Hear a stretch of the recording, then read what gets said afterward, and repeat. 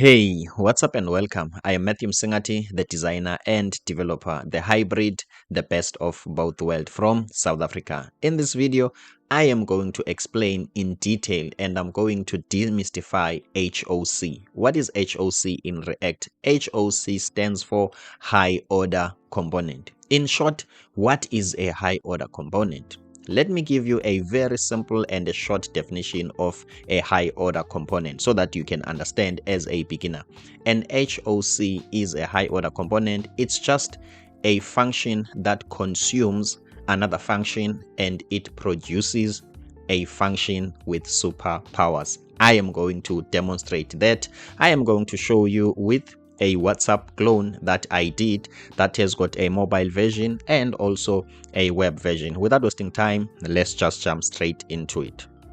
As you can see in front of me, I have got a my phone is connected through a piece of software called Let's View. Okay, so this is the WhatsApp clone, this is the React Native Expo version, and we've got also a web version which is live and it's online. So I am going to demonstrate the HOC here in the mobile version. So first we need to log in. What we are going to do now, we are going to count a number of screens that are using the HOC.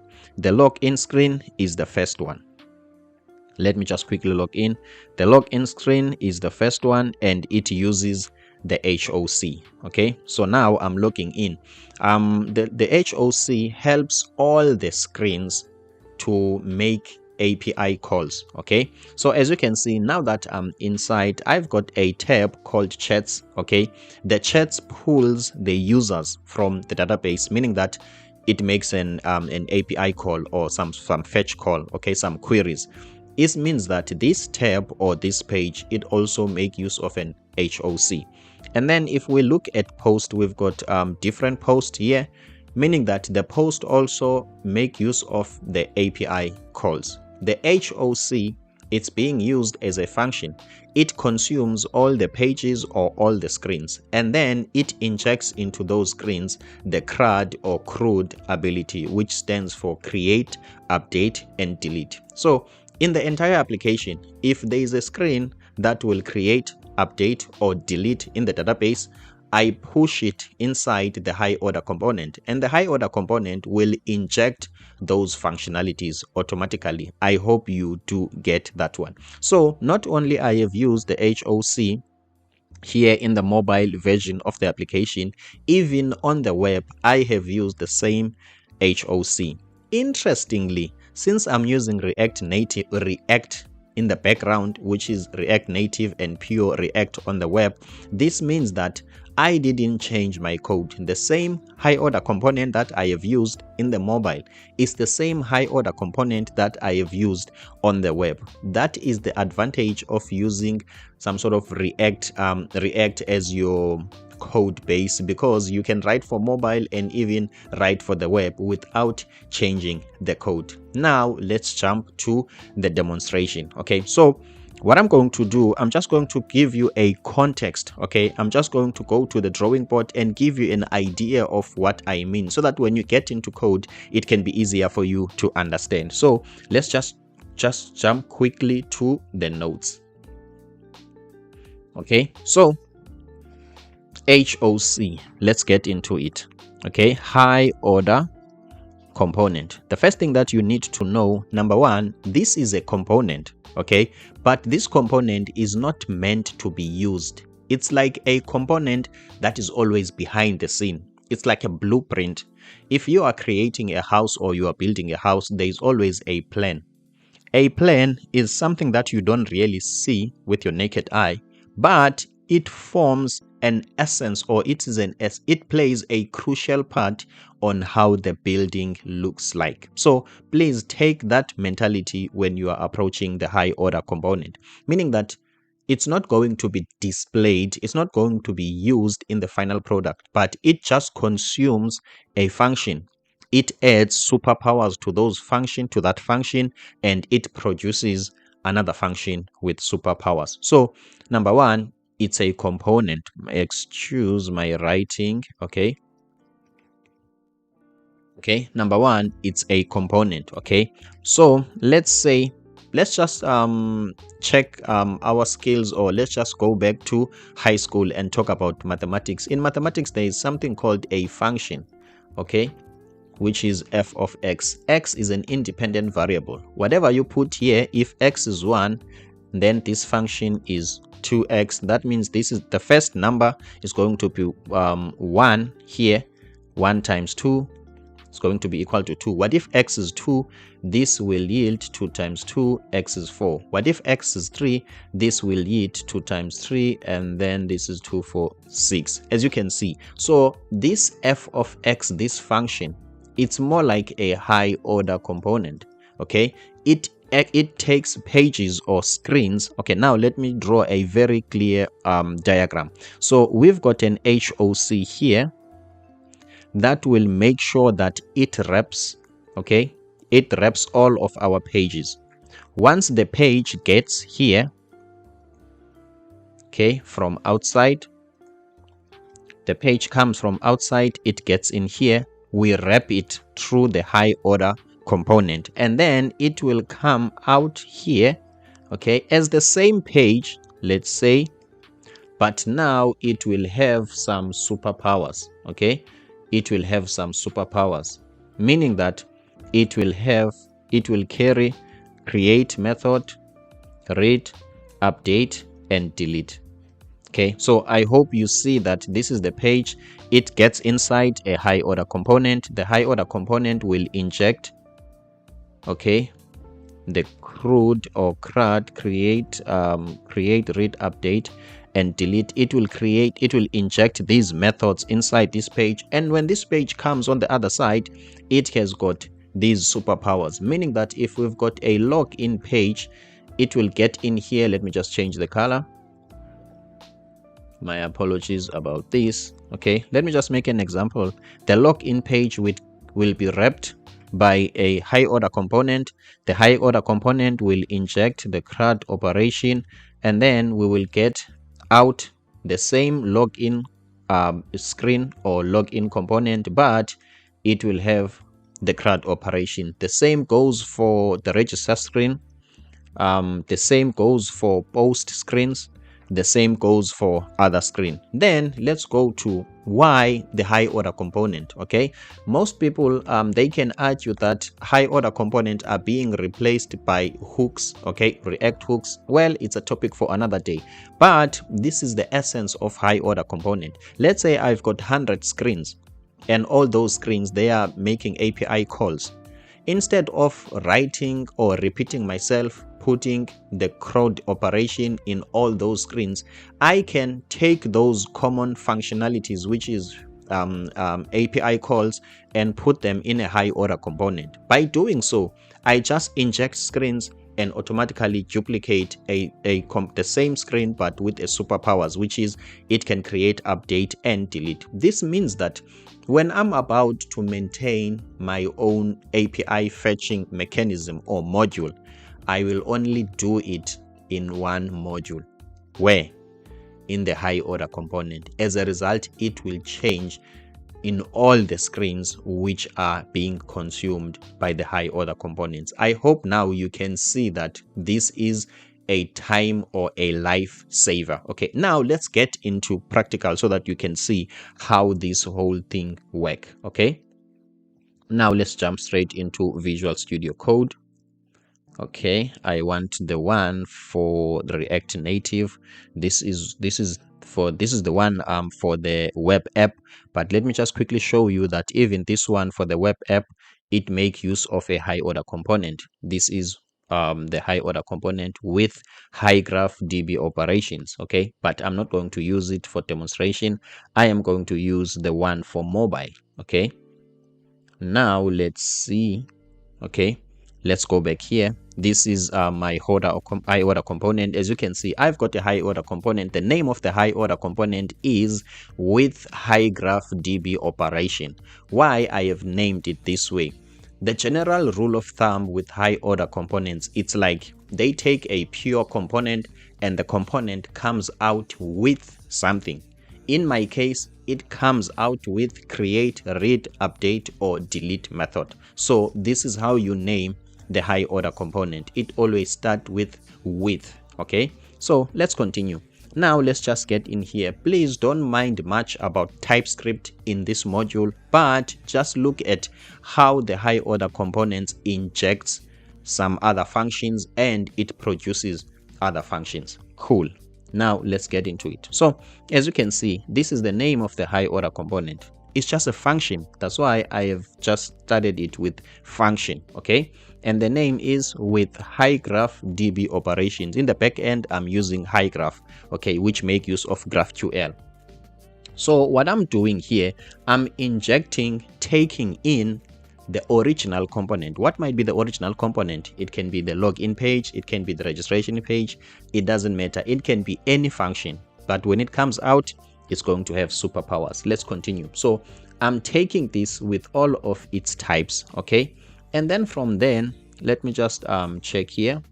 Okay, as you can see here, we've got a component with extra info. Okay, so meaning that once I get the original component, okay, I need to inject some new functionalities and some new method inside this module. That's what I'm trying to do. So the only thing that you need to take away from this is just that I am creating a component inside here that I will fit in some other method so that I can produce it. Okay, so let's just scroll here. As you can see here, let's just check here. I am returning, okay, the original component. If it was a login, it's the same login page, the original component, but now, okay, with the original props that it had. Okay, if this component had props before it gets in or before it get consumed by the high order component, I'm still retaining those props, but here I am adding new props, and those props are CRUD operation. It's an object that has got the create, read, update, and delete. As you can see, here is it. Okay, meaning that it has all those methods, and then I am returning the component with extra info. Okay, let me just make a summary of these steps. We've got a pure component which can be login, register, or whatever page. Okay, it's a pure component. I am going to pass it through a function which is a high order component. It's going to get inside a machine we are going to manufacture. Okay, when it gets inside there is a machine, okay, which is component with extra info, meaning that that machine injects the component and it creates a new component with extra info. Extra what? Create, read, update, and delete. When it's done, it returns that back. A login page gets in, and then we get a login page, the same login page, no difference, but now with superpowers. Let's see the implementation of this. So now that you can see that this is a high order component and basically this is how it works, let's go to the login screen. Then it means that we have to go to our screens and then let's look for login here. Okay, so on login, I am defining a pure login, which is with no high order component. But what I'm going to return, it must be a login with superpowers. So as you can see here, I've got pure login. This is my own naming convention so that I can differentiate between a login page that has not been rendered or that has not passed through the high order component. I always prefix it with pure. So we've got pure login, and then this pure login is assuming it's going to consume the CRUD operation. It's assuming. It doesn't know yet, but it's assuming. Okay, and then from there, this pure component, it's assuming that I am going to receive the operation, but at this point in time it has not received because it will only get those once it's inside the factory. Okay, and the factory is a high order component. And then let me try to minimize this pure. As you can see, this pure component ends here. Okay, now right after it, I am declaring the actual login that I'm going to use across the entire app. Okay, as you can see, it doesn't have pure, it has got login. Okay, This login, how am I creating it? I am creating it by with inter operations, meaning that this is the high order component. Okay, I'm using that high order component with inter operation, passing the pure login, okay, and the functionalities. One thing that I just need to clarify, when I started, okay, I have pointed to some sort of a different high order component. Everything that I have explained there remains true. It's such that on the implementation, I have just used maybe a refactored version, which is this high order component with inter. So let's just quickly go to the definition of with inter high order component so that I can show you that it's more or less the same. Okay, as you can see, here is with inter operation. Okay, this is a refactored version. I have refactored later, but the procedure still remains the same as I have explained. Okay, we've got the high order component. It's taking the original component. We must create a component with extra info, and then we inject all the info, and when we are done, we are returning the original component with its own properties, the original properties, but we are injecting the CRUD operation. Okay, as you can see, guys, this is the high order component. Now this is how I have created the login screen. As you can see, I don't export the pure one, I export the wrapped one. Now let's go to register. Let's see on my screen, the other screen that make use of a high order component. Do we have register screen here? Suppose, but we can even check post. We've got pure post. Okay, same pattern. We've got pure post. Okay, it's assuming that it's going to get the CRUD operation. Not yet. When we are done declaring it, before we export it, we don't export it. We need to first wrap it inside high order component so that it can receive the superpowers. After now, it's pure post. It's post, the actual post with superpowers, and we will export the default post, meaning that now the page post can actually, it's not assuming, it can actually create, read, update, and delete.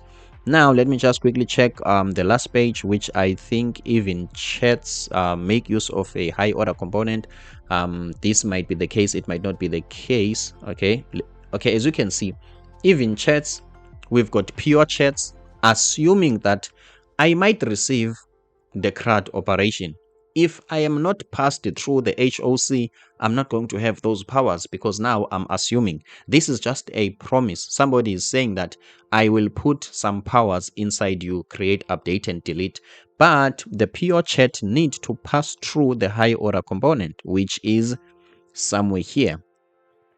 It needs to be wrapped by a high order component so that it can have the CRUD operation. This is Matthew Msengati, the designer and developer, the best of both worlds, the double-edged sword, the designer and a developer. If you might be interested and want to learn design, okay, I have got another channel here which is Coded UI, where I teach people the designing skill, because in my journey, designing has played a major role in helping me to land a job, more especially in the new tech startup, because these guys, they want high quality, they want to produce, they want to quickly see their app growing, but at the same time they don't have much money. So if you come in as a designer and a developer, it means that you are different. You already stood out into some sort of into their recruitment process, because they can see that you can make use of Figma and also create the application using React Native. I've got a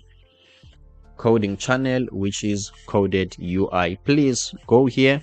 If you know that you are a new beginner and you are still new in React Native and you want to stand out, and you're also looking for a job, you are not just learning from the internet for the sake of learning, please come and check this channel and subscribe. In case you want to reach me out, I've got my website, matthewmsengati.co.za. I'm based in South Africa. You can just come here and click on Discovery Call. You can give me your name and your email.